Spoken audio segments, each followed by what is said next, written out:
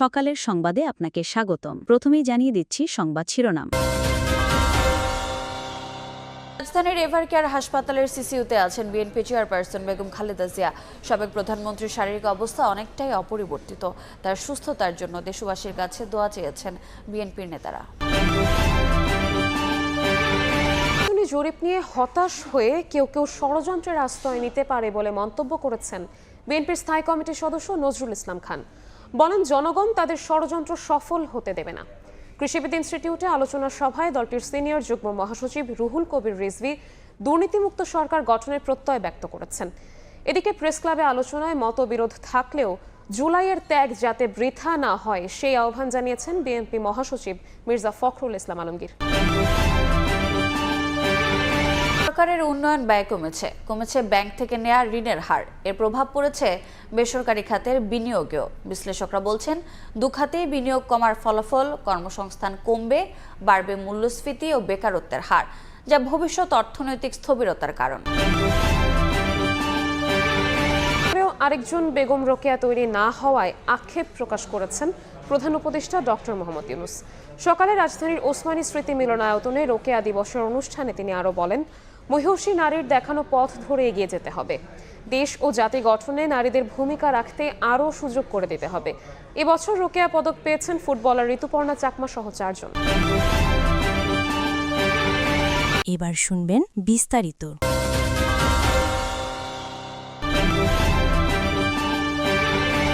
এভারকেয়ারে 16 দিন ধরে চিকিৎসাধীন বিএনপি চেয়ারপারসন বেগম খালেদা জিয়া। 12 দিন ধরে তাকে চিকিৎসা দেয়া হচ্ছে সিসিইউতে। বিএনপি প্রধানের স্বাস্থ্য নিয়ে দেশি বিদেশি চিকিৎসকদের মেডিকেল বোর্ড বসছে প্রায় প্রতিদিনই। পুরো বিষয়টি পর্যবেক্ষণ করছেন তার পুত্রবধূ জুবাইদা রহমান। বেগম জিয়াকে উন্নত চিকিৎসার জন্য লন্ডনে নেওয়া হবে কিনা তা নির্ভর করছে মেডিকেল বোর্ডের সিদ্ধান্তের ওপর। আলোচনায় এয়ার অ্যাম্বুলেন্সের ইস্যুটিও। বেগম জিয়াকে সুস্থ করে তুলতে আপ্রাণ চেষ্টা করছেন চিকিৎসকরা। তার সুস্থতার জন্য দেশবাসীর কাছে দোয়া চেয়েছেন বিএনপির স্থায়ী কমিটির সদস্য মির্জা আব্বাস। দেশনেত্রী বেগম খালেদা জিয়া ওনার অসুস্থতার জন্য যে দোয়া আমি দেখেছি, আমি এই জীবনে এত দোয়া আমি মানুষের দেখি নাই। আলহামদুলিল্লাহ, আজকে পত্রিকা দেখলাম যে ওনার অবস্থা বেশ খানিকটা ভালোর দিকে।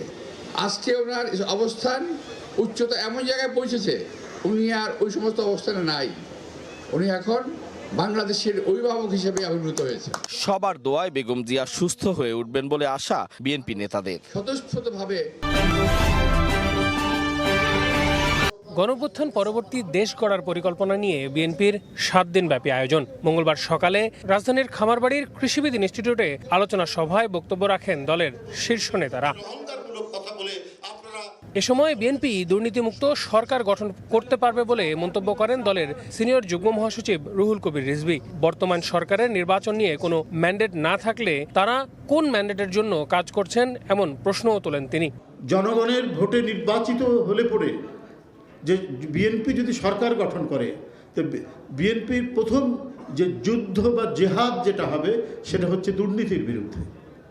একই অনুষ্ঠানে দলের স্থায়ী কমিটির সদস্য নজরুল ইসলাম খান বলেন, নির্বাচনী জরিপ নিয়ে হতাশ হয়ে কেউ কেউ ষড়যন্ত্রের আশ্রয় নিতে পারে, কিন্তু জনগণ তাদের মন স্থির করে ফেলেছে। তারাই ষড়যন্ত্র সফল হতে দেবে না। বেশি আসন এই নির্বাচনে কে পাবে, কোন দল? 66% উত্তরদাতা বলেছে বিএনপি। আর অন্যান্য যারা তারা তো অনেক অনেক কম আর কি। হতাশ হয়ে নিরাশ হয়ে কেউ ষড়যন্ত্রের আশ্রয় নিতেই পারে। জনগণ তারাই ষড়যন্ত্রকে সফল হতে দেবে না। জাতীয় প্রেস ক্লাবে অধ্যাপক ডক্টর মাহবুবুল্লাহর নতুন 4 বইয়ের প্রকাশনা অনুষ্ঠানে বিএনপি মহাসচিব মির্জা ফখরুল ইসলাম আলমগীর বলেন, মতবিরোধ থাকলেও জুলাইয়ের ত্যাগ যাতে বৃথা না যায় সেদিকে খেয়াল রাখতে হবে। জুলাই আন্দোলনের মধ্য দিয়ে আমরা যে বিজয় অর্জন করেছি, আমরা সবাই মিলে সেই বিজয়টাকে সুসংহত করি। আমাদের মধ্যে মত পার্থক্য থাকবে, কিন্তু সেই মত পার্থক্য যেন আমাদের যে আশা, আমাদের যে স্বপ্ন, এই যে ছেলেগুলো প্রাণ দিয়েছে তাদের যে আত্মাহুতি যেন বৃথা না যায়, আমরা আমাদের স্বপ্নকে যেন বাস্তবায়িত করতে পারি। আলোচনা সভায় অংশ নেন বিদ্যুৎ, জ্বালানি ও সড়ক উপদেষ্টা মোহাম্মদ ফজল কবির খান, বিপ্লবী ওয়ার্কার্স পার্টির সাধারণ সম্পাদক সাইফুল হক সহ লেখক, কৃষিবিদ এবং ইতিহাসবিদরা।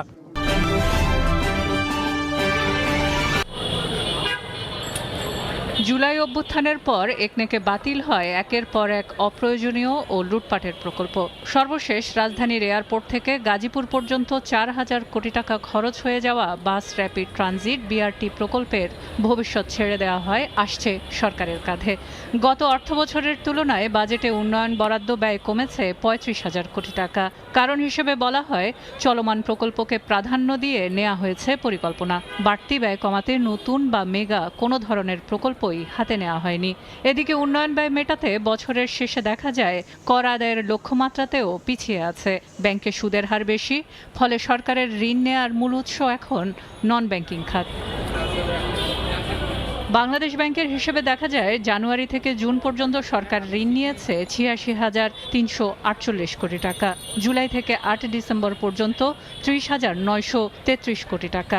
একই সাথে বেসরকারি বিনিয়োগও নিম্নমুখী, কারণ সরকারের উন্নয়ন ব্যয়ের সাথে বেসরকারি বিনিয়োগের কনফিডেন্স জড়িত।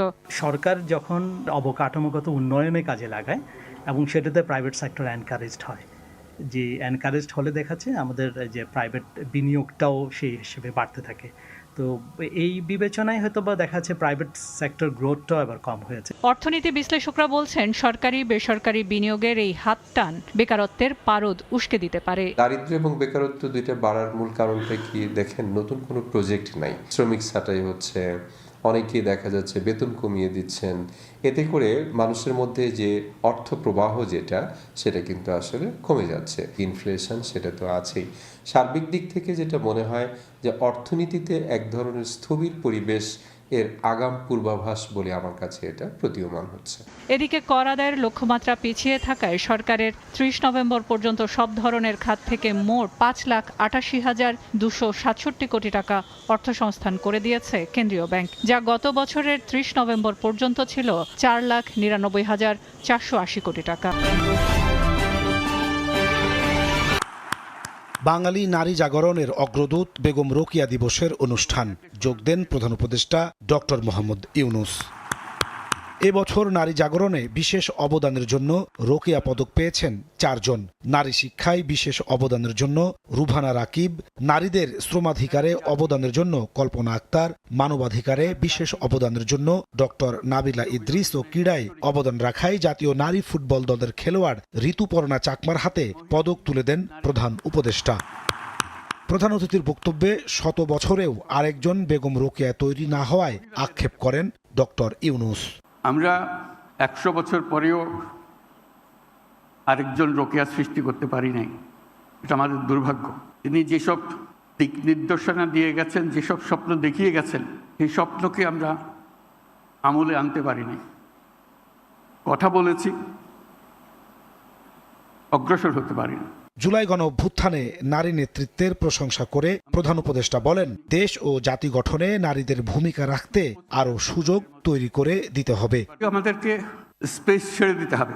মেয়েরা এসছে, তারা যার জায়গায় দখল করবে, নেতৃত্ব দেবে, সেটা অলরেডি গণ অভ্যুত্থানে দেখিয়েছে। আজকে আমাদের সামনে যারা বসে আছে তারা আমাদেরকে বের করে আনবে। বেগম রোকেয়া যে ডাক দিয়েছিল, সেই ডাক 100 বছর পরে হলেও এখানে যেন শোনা যায়। মহিলা ও শিশু বিষয়ক মন্ত্রণালয়ের নাম পরিবর্তন করে নারী ও শিশু বিষয়ক মন্ত্রণালয় রাখা হয়েছে।